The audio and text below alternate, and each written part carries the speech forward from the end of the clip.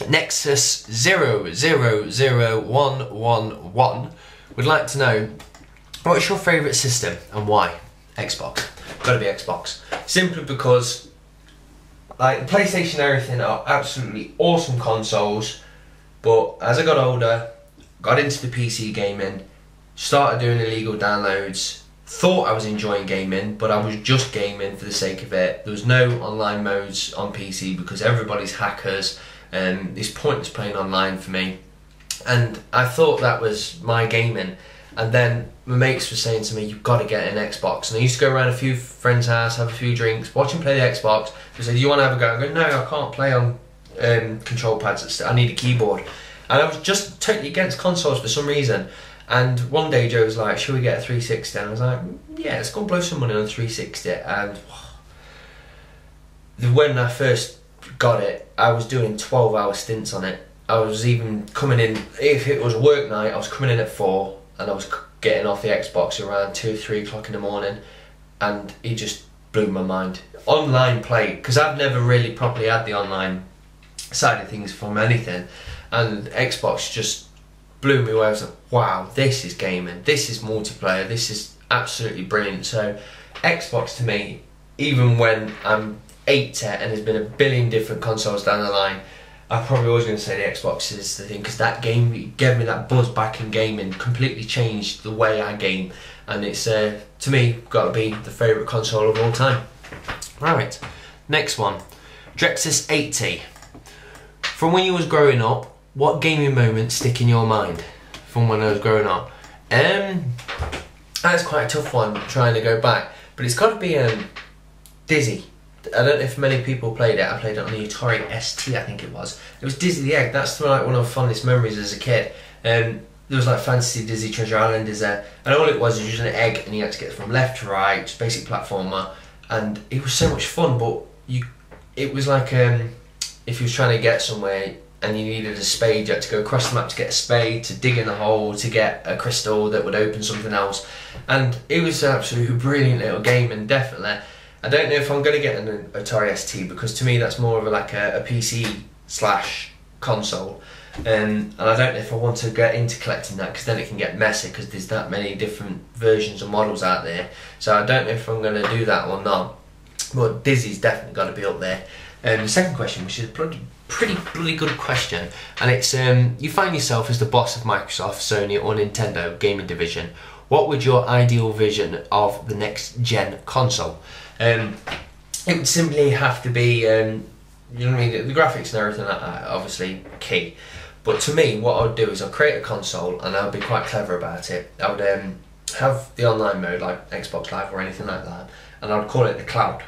And what I would do is simply say, right, this is the cloud, and I would go up to somebody like Nintendo, Sony or Microsoft and try and get one of them under my wing and say, right, I've created the cloud, and what it is it's an online multiplayer experience, but you will also have the cloud. And what that means is the Xbox will be able to go against Jurassic Junkie's console and we'll be able to play together. And then what will happen then is people will go, do I want to have a PlayStation? Or I'll probably get an Xbox actually, because it's part of the cloud, and then I can play against my sister who's got a Jurassic Junkie console. And then Sony will be like, oh shit, we need a bit of this pie. So then they'll become a part of the cloud. And Nintendo will be like, well, we'll join the cloud, and that will bring all the gaming together. Because at the moment, people are, I know it's there, we can do it, it's possible.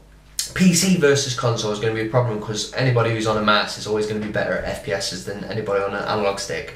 But they've got the technology there for doing it across consoles, but they don't want to. No one wants to share. No one wants to be out of the same pot at the moment. But if you invented a console, made the cloud, and brought one company under your wing, all the others would follow, and then that's it forevermore. Any consoles that get created, if anybody came on, if Apple created one or Google created one, anybody, they would obviously want a piece of that pie, and they would be part of the cloud. So that's what I would do if I could create a console. Right. To Dave says, are the walls painted green on purpose to do green screen editing, or have they always been that colour? They was green about a week before I started filming. I've only been in this house, I've been in this house about a year, but it's taken so long to progress through every single room. I've done them from absolute scratch, pulled all the walls down. That's a different story, so I'm not even going to go down that route. But anyway, I put a lot of graft into this gaff, and this was supposed to be the office. I've always been trying to crack into web design. As you can tell from YT Gaming, I really am interested in making websites, but I've got a company called atommultimedia.com, and it's just for making websites. I like how I can get contracts. If a family and friend wants a website, I'll do it for them and I get my money. But if I see a hairdresser and they pop a thing through my letterbox saying they're doing whatever, I'll be like, oh, they ain't got a website. I'll tell them they need a website, and I'll even make the website, then send it and say, look, this is what your website would look like, put the name and everything. I get fuck all back. So I'm not doing very well on that. I've kind of gave up on it. But before I gave up on it, when I was trying to crack it, I thought I need an office, a really good place to be able to work and get my mind into it. Because the thing is, when programming a website, it's completely different to designing it. Designing it is a ball ache. It's really hard to dial in a really clever, clean design. And I was reading on the internet on one of the blogs, and they were saying what you need to do is, when you have an office, people who pick black want luxuriously nice offices, and like black probably won't work too well, but it would be pretty damn cool having a black office. But it was saying it's not very good for your creative flow. And they're saying you need strong, vibrant colours. And I was looking through different vibrant colours. I was just on Google Images, typing in offices and bright colours and different bits and bobs. I saw this image of an office which was practically this colour, and it had white units. I know that's black, but that's from my old house and it came with me. But they had white units and it looked absolutely fantastic. I was like, that's it, I'm having it. It took me about 3 hours going through trying to find the correct colour, and I had to go to B&Q and say, create me this green. When I chucked it on the walls, I was like, wow, that's pretty green. I don't know if I like it. But after about a few days, I was like, I really do like it. And I wasn't even contemplating perhaps painting over it. But you know, since I've been doing these videos, I absolutely love it, because the thing is, Jo obviously surfs YouTube under her own account. And like, when I'm in bed and I can see her going down a subscription list, I can always see my video straight away because it's that green. And I think that kind of defines me. That's like a Jurassic Junkie green now. And I think if anyone sees my thumbnails and see that green, straight in the know it's going to be one of my videos. So it's definitely staying there. I really like the green. So that's a pretty good question. Right, next one. Jimmy Classer. What is the most frustrating game you've ever played? I had the answer to this because I copied and pasted this and it was in my head and I forgot already. There's something that's going to make me... That was it, Modern Warfare. The nuke. I've said this on another rant, but God, when I went nuke chasing, if you don't know what I'm talking about, if you kill 3 people in a row, you get rewarded a kill streak bonus. If you get something like 24 kills, you can get a nuclear bomb and kill everyone. A tactical nuke is called, but by killing all your team and their team, it's not a very good tactical nuke. But anyway, I've always wanted one. I've had one.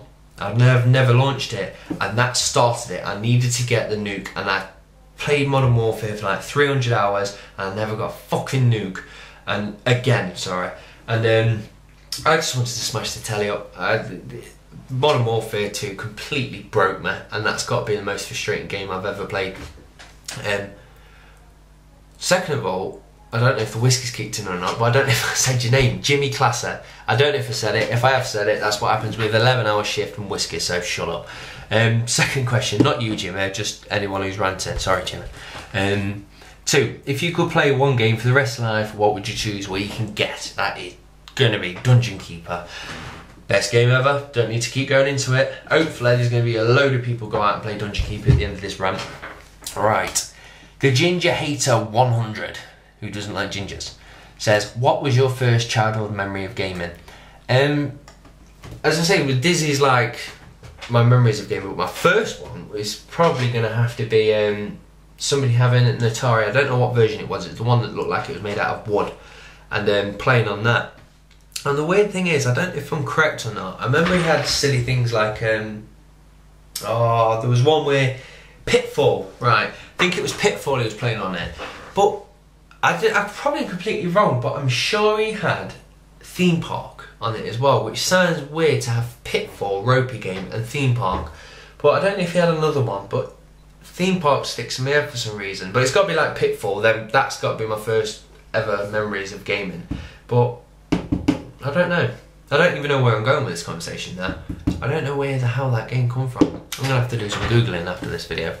Right, we've got Machine Boy 7. What's your fondest memory of PlayStation? Very, very easy. Tony Hawk's Pro Skater 2. Best game ever made for the PlayStation. And that's simply because when it was PlayStation days, obviously you didn't have multiplayer. I never really did split screen because I don't enjoy split screen, it's annoying. And I never was lucky enough to have 2 TVs and 2 PlayStations and play it that way. So it was really annoying, and the only multiplayer that I actually enjoyed was simply playing a game. When you died, give it to the next person in the room. And there used to be like 3 or 4 of us that used to sit in a room, and we used to sit and battle play Tony Hawk's God, I'm losing it. Tony Hawk's Pro Skater 2. And it was such a good game because the thing is, you get your 2 minutes, you do what you can, and then you pass the next person. So it's good bite sizes fun. And on top of it, it was like when you're trying to get a 6 score or something like that, you'll be doing it and everyone will be behind you because they want to advance to the next stage. So like, oh, go on, go on, go on.